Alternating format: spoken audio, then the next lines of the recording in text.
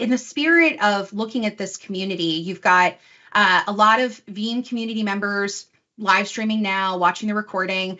I've been at Veeam on the cloud and service provider side for most of my career. Edwin's a field CTO, but we also have Courtney on the CISO side. So I wanted to make sure that we talked a bit about how all of these pieces come together. Obviously, most of you guys in the audience will come from IT operations, the CIO org, so we're not going to beat that up. But I know some of what I heard from Edwin and Courtney, you guys were really lighting up on the previous framework, was that governance piece. So for those who don't know, at Veeam this year, we actually unveiled a brand new data resilience maturity model. That's my baby. And we'll actually be talking more about that on next month's Industry Insights, so special plug there. But a core tenet of that maturity model is really thinking critically about the best practices that fall into these dimensions: data strategy, people and process, and technical capabilities. And obviously at Veeam, we spent a lot of time talking about technical capabilities. On this show in particular, we really frame it around common controls, right? How can you control the data, control the resilience? But for us, I think a lot of where we're seeing the emerging trends and especially the emerging focus for customers that we've worked with is on the people and process, but also on the data strategy side.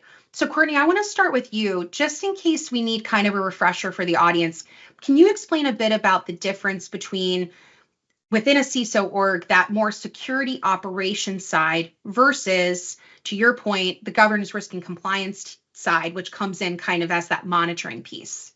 Yeah, absolutely. So you said it beautifully earlier when we were talking and brainstorming, Leah. It's that left brain, right brain concept. It's absolutely the way we function here internally. So governance, risk, and compliance is my side of the house. That's, what are we expected to do? Are we doing what we're expected to do? But then if you look over to the other piece, which is the security operations side, that is, what are we doing to respond, recover, monitor all of these things that my team is enforcing and managing? So it is really more like the way that we view it here. The SecOps side is a little bit more of the technical controls in nature from a security perspective, whereas GRC is more of the compliance and risk and monitoring around what we should be doing. And so those two partner beautifully together, but it really does take both sides of that. And I do think my own perspective, as I've seen security evolve over the last, 10 to 15 years, we've shifted from more of that mentality that security is those technical controls. And now it's 50-50, right? It's that combined left-right brain that really encompasses what security as a whole is for our organization as well as in the industry. And I think something that we'll talk a bit about more too is where then roles, responsibilities, and accountability come in.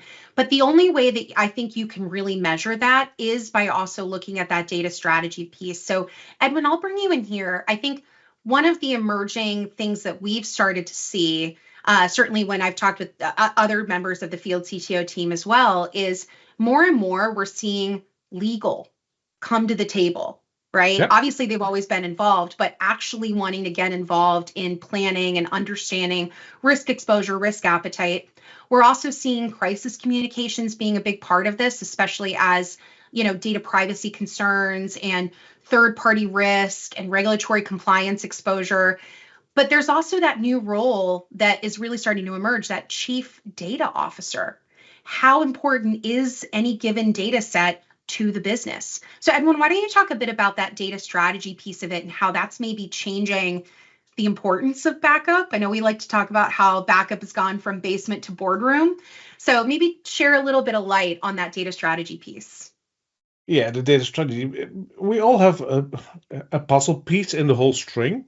But if you really talk about data strategy, it's about data from cradle to grave. So yeah, it pops up. Data becomes information. We use the information until we destroy it at the end. But it's making sure that that whole life cycle of data is being monitored and also being secured. And also saw something in the chat there, Maxwell on YouTube, does Veeam provide data encryption in transit? Yeah, it's like the technology. Yeah, we do encryption for the data in transit, but also at rest. That's also part of that whole life cycle of being a good housekeeper for your data, making sure it's viable, it's integer. Because if something comes in and changes that data set a little bit, that's the scary part. Not the one that's being encrypted, but the ones being injected into that stream, because that makes that whole life cycle all of a sudden worthless. And that's where the data officer comes in, thinking about the whole strategy around it, how we work with data, how we create data, but also how we delete data or say goodbye, put it to the grave there. And that's the last part. That's in a lot of organizations, they will just say, buy more disks. Because we need more storage, buy more disks. We don't look at it anymore.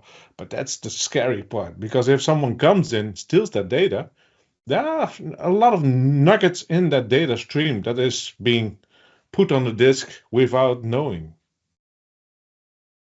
And I think that last piece, that without knowing, is key. And Courtney, I know we've talked a bit about data tagging and ingesting data and really making sure that we have a good grasp of what it is, where it is, why it is, what the critical importance is early and often.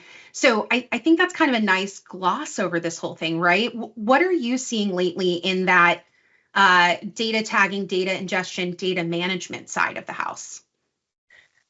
You have to know your data, right? If you don't know what that classification is, you don't know the right level of control or requirement around backing up or protecting that data.